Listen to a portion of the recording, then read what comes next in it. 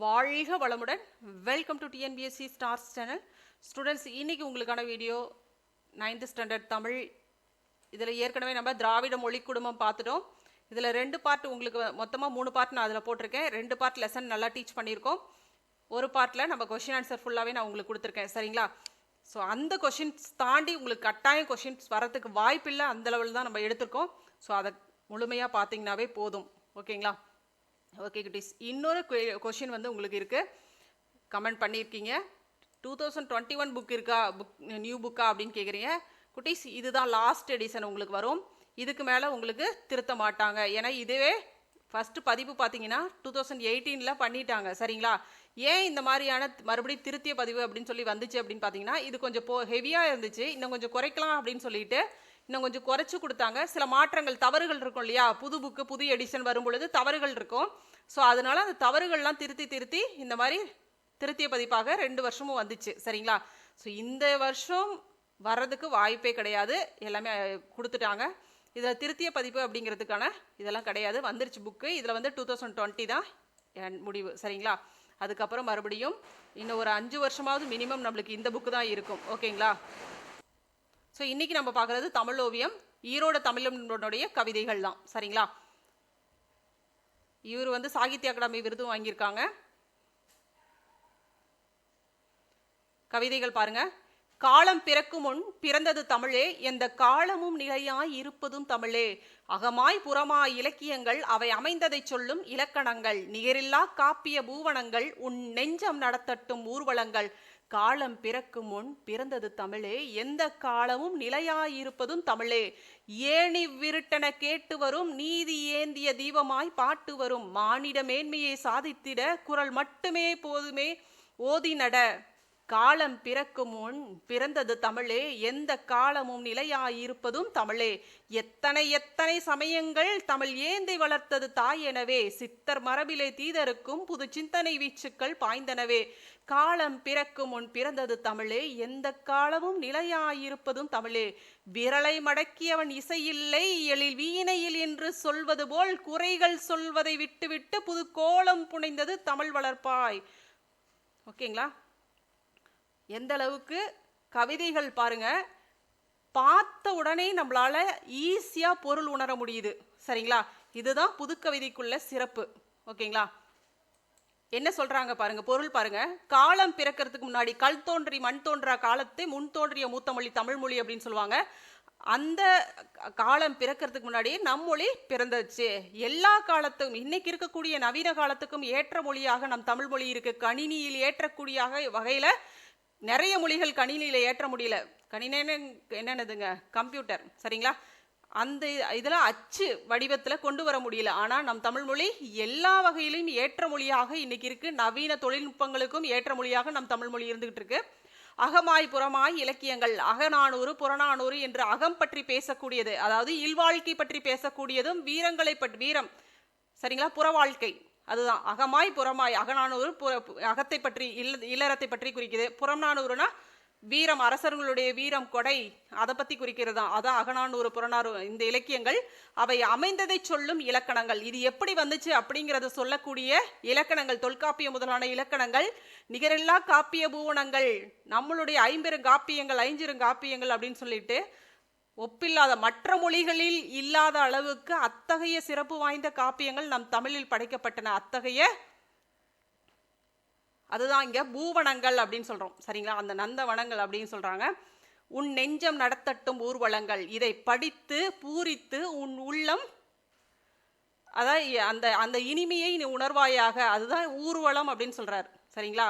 அந்த அளவுக்கு உன் உள்ளம் பூரிப்படையட்டும் அப்படிங்கிறாங்க. ஏன் இவ்விருட்டன கேட்டு வரும் நீதி ஏந்திய தீபமாய் பாட்டு வரும். அதாவது ஏன் இவ்விருட்டு அப்படின்னு அந்த இடத்துல என்ன பொருள் சொல்றாங்க அப்படின்னு பார்த்தீங்கன்னா, மனித வாழ்க்கையில் ஏற்படக்கூடிய இன்பங்கள், அதாவது சிக்கல்கள், பிரச்சனைகள், வறுமை, இந்த மாதிரியான விஷயங்கள்ல ஏன் இந்த மாதிரியான பிரச்சனைகள் எனக்கு இருக்கு அப்படிங்கிறதுக்கு பொருளாக நம்மளுக்கு கொடுத்துருக்கிறது என்னதுங்க, மிகப்பெரிய ஒரு ஆயுதம், திருக்குறள் அப்படிங்கிற ஒரு பொக்கிஷம். அந்த ஒரு பொக்கிஷத்தை நீ படித்து ஓதி நடந்தினா உனக்கு இந்த மாதிரியான சூழல் ஏற்படாது. அதுதான், நீ எதை வேணுமானாலும் சாதிக்கலாம் அப்படிங்கிறாங்க. சரிங்களா? நம்மளுடைய குரலை வெளிநாடுகளில் வாழ்பவர்கள் மற்ற நாட்டுக்காரர்கள்லாம் ஒரு பெரிய பொக்கிஷமாக படிச்சிட்டு இருக்காங்க. சரிங்களா? ஆனால் நம்ம எந்த அளவுக்கு மதிக்கிறோம்னு பாருங்க. அந்த குறள்களில் சொல்லப்படாத, திருக்குறளில் சொல்லப்படாத விஷயங்களே கிடையாதுங்க. மன்னர் முதல் இன்னைக்கு சாமானியன் வரை அனைவருக்குமே ஏற்ற ஒரு இந்த 2 வரி நம்மளுக்கு உணர்த்திடுது இல்லைங்களா? நம்மளுக்கு வாழ்க்கையுடைய ஒரு அரசன் முதல்ல சாமானிய மனிதன் வரை எப்படி வாழ்க்கையை நடத்த வேண்டும் அப்படின்னு சொல்லிட்டு அந்த 2 வரி நம்மளுக்கு அத்தனை விஷயங்களையுமே உணர்த்திடுது.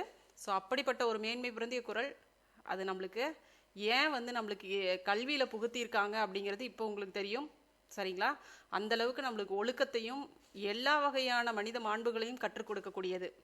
இங்கே இதை எதை சொல்லுதுங்க, எத்தனை சமயங்கள் இந்திய தேசத்தில் எண்ணிலடங்காத சமயங்கள், அத்தனை சமயங்களுக்கும்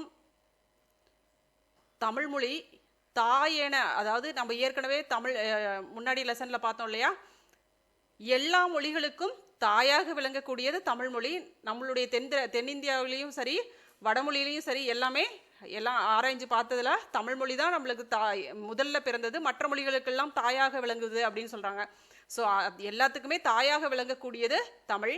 இந்த இடத்துல சித்தர் மரபிலை தீதருக்கும் புது சிந்தனை வீச்சுக்கள் பாய்ந்தனவே. ஸோ இன்னைக்கு கொரோனா சுச்சுவேஷன் எடுத்துக்குங்க, சித்த மருத்துவம் இன்னைக்கு எந்த அளவுக்கு பயனுள்ளதாக இருக்கு. இன்னைக்கு எத்தனையோ உயிர்கள் சித்த மருத்துவத்தில் காப்பாற்றப்பட்டு இருக்கு. இன்னைக்கும் நம்ம நிறைய நியூஸ் கேள்விப்படுறோம். ஸோ அதனால புது சிந்தனைகள், அதாவது சித்தர் மரபுல வந்தது மருத்துவம் மட்டுமே கிடையாது, நிறைய தியான முறைகள், யோக கலைகள், மனிதனை உயர்த்தக்கூடிய அந்த சிந்தனை சிறப்புகள் எல்லாமே வந்தது சித்தர் மரபுல வந்துச்சு. சரிங்களா? ஸோ அதெல்லாமே அந்த வீச்சுகள் எல்லாமே எப்படி பாய்ஞ்சிச்சுங்க, தமிழ்மொழி, அந்த தமிழ் என்ற ஆயுதம் மூலமாக பாய்ந்தது.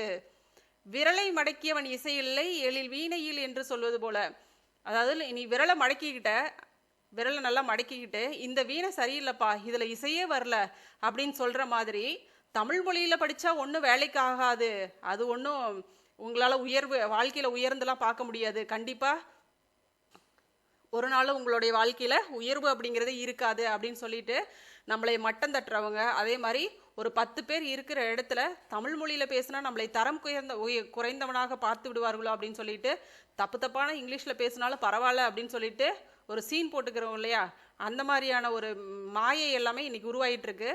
அப்படிலாம் ஒண்ணுமே கிடையாது. நம்ம என்னவாக இருக்கிறோமோ அதையே அப்படியே காட்டிட்டு போயிட்டே இருக்கலாம். சரிங்களா? ஏன்னா இன்னைக்கு தமிழ்ல படிக்கிற ஸ்டூடெண்ட் பார்த்தீங்க அப்படின்னா நிறைய விஷயங்கள்ல ரொம்ப சாதுரியமா செயல்பட்டு வந்துட்டு இருக்காங்க. நிறைய IAS IPS எல்லாருமே தமிழ் மொழியில படிச்சவங்க தான்.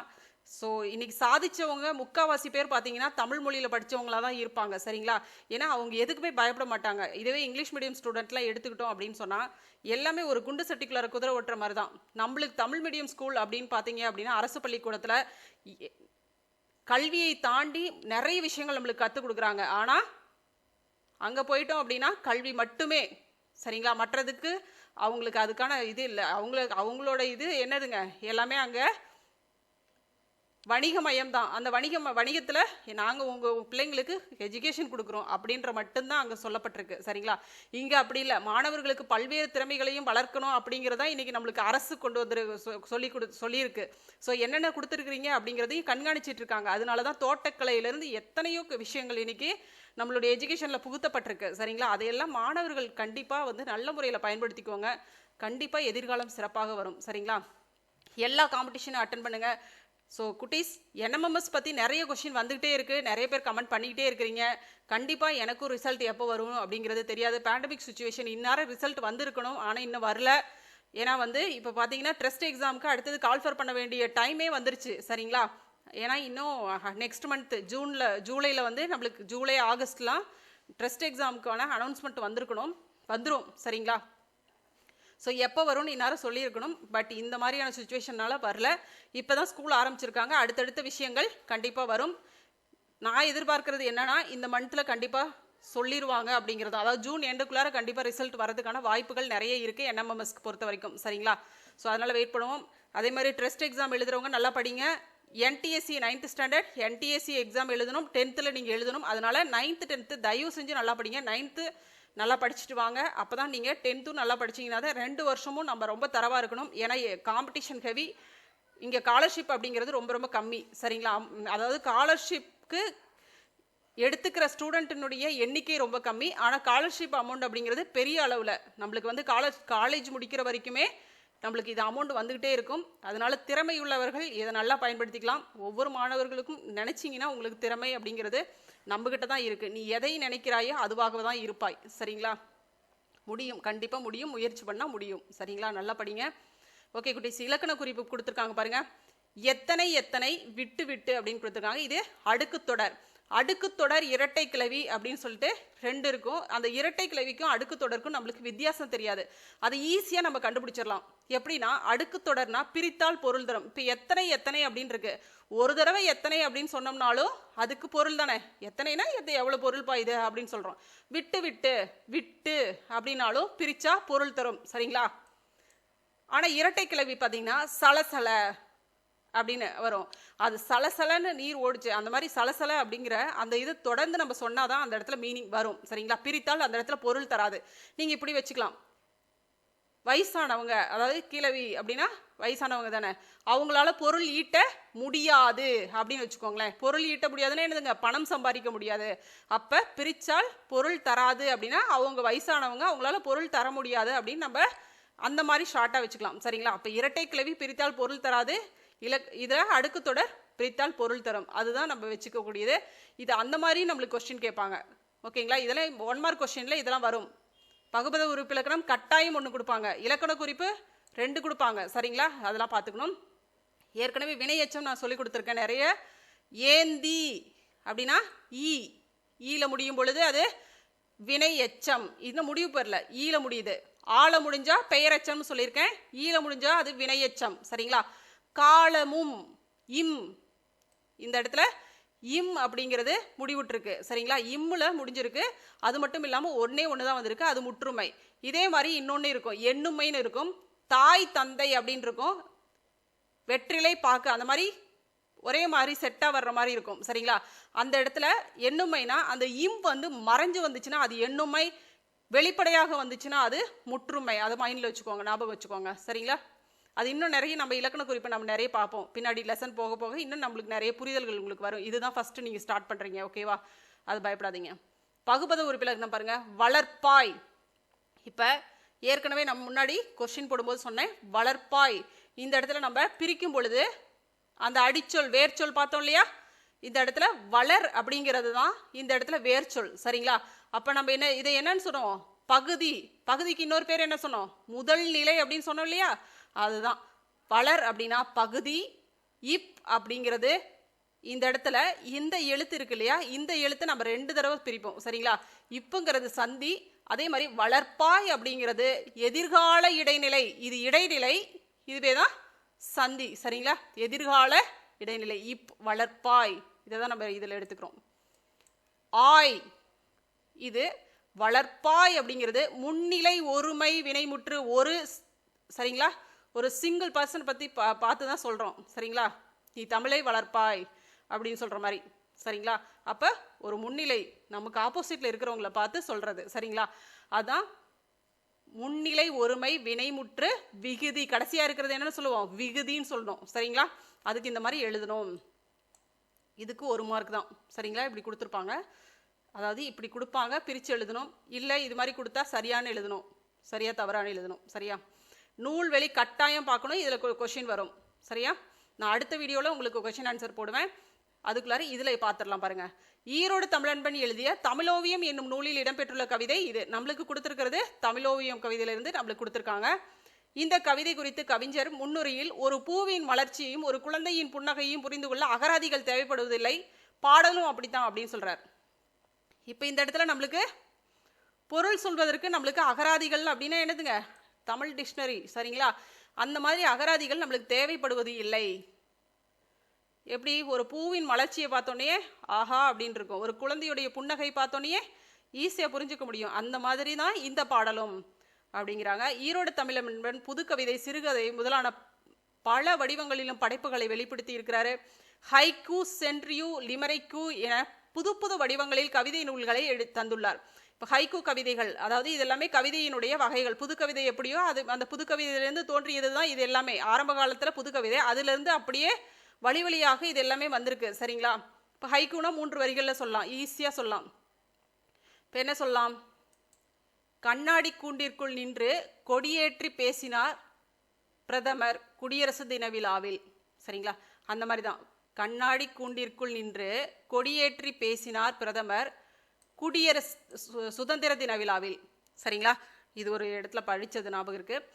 ஸோ இந்த மாதிரி ஒரு 3 வரியில என்ன சொல்ல வந்தோமோ அதை சொல்லி முடிச்சிடுறது. சரிங்களா? ஒரு சுதந்திர நாடாக இருக்கக்கூடிய இந்த இதில் ஆனால் அங்கே என்ன பண்ணுறாருங்க, ஒரு குண்டு துளைக்காத ஒரு கண்ணாடி கூண்டுக்குள்ளார நின்று கொடியேற்ற வேண்டிய ஒரு சூழலில் நம்ம இருக்கிறோம் அப்படிங்கிறதான். சரிங்களா? ஸோ அதே மாதிரி தான் இன்னொரு கவிதை. சிரிக்காமல் குழி விழுகிறது எங்களூர் சாலைகளுக்கு. நம்ம ஊர் சாலையெல்லாம் எப்படி இருக்குங்க, குண்டும் குழியுமாக இருக்கு இல்லையா? அதான் சிரிக்காமலே குழி விழுது எங்களூர் சாலைகளுக்கு அப்படின்னு சொல்லலாம். அதான் கைக்கு சென்றியோ அதே மாதிரி ஒவ்வொரு வரிகள் தான். சரிங்களா? லிமரிக்கு இதெல்லாமே எத்தனை வரிகள் இருக்கும், அதுக்கான மரபுகளும் இருக்கு. சரிங்களா? அதுதான் இவரது வணக்கம் வள்ளுவாய் என்ற கவிதை நூலுக்கு 2004ஆம் ஆண்டு சாகித்ய அகாதமி விருது வழங்கப்பட்டது. முக்கியமான கொஸ்டின். இதை கொஸ்டின் பார்க்கும்போது நான் சொல்லிடுறேன். தமிழன்பன் கவிதைகள் தமிழக அரசின் பரிசு பெற்ற ஒரு நூலாக இருக்கு. தமிழன்பன் கவிதைகள் தமிழக அரசின் பரிசு பெற்ற நூல். இவரது கவிதைகள் இந்தி, உருது, மலையாளம், ஆங்கிலம் உட்பட பல மொழிகளில் மொழிபெயர்க்கப்பட்டிருக்கு. இதுவும் ரொம்ப முக்கியம். கட்டாயம் இதெல்லாம் நம்ம கொஸ்டின்ல பார்க்க தான் போறோம். இனிமையும் நீர்மையும் தமிழெனல் ஆகும்.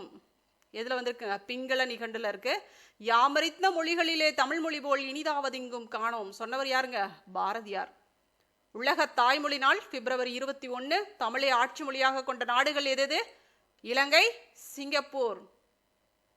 ஸோ கற்பவை கற்றபின்ல நம்மளுக்கு கொடுத்துருக்காங்க. முடிஞ்சா இந்த கவிதையை எழுதி கமெண்ட்ல சொல்லுங்க பார்க்கலாம். எவ்வளோ கவிதைகள் நம்ம பயிற்சி தாளில் கொடுத்துருப்போம், எழுதியிருப்போம். சரிங்களா? கண்டிப்பாக உங்களால் எழுத முடியும். அன்னை சொன்ன மொழி, ஆதியில் பிறந்த மொழி, இணையத்தில் இயங்கும் மொழி, ஈடில்லா தொன்மை மொழி, உலகம் போற்றும் மொழி, ஊர்கூடி வியக்கும் மொழி. இது எந்த அடிப்படையில் வந்திருக்குங்க? அகர ஆக்கு அந்த அடிப்படையில் வந்திருக்கு. அதுக்கப்புறம் ஏ அந்த இதில் வரணும். சரிங்களா? அப்போ நீங்கள் என்ன பண்ணணும்? வரைக்கும் நீங்கள் எழுதணும். அக்கு வரைக்கும் எழுத முடியுதா அப்படின்னு கொஞ்சம் ட்ரை பண்ணி பாருங்கள். சரிங்க?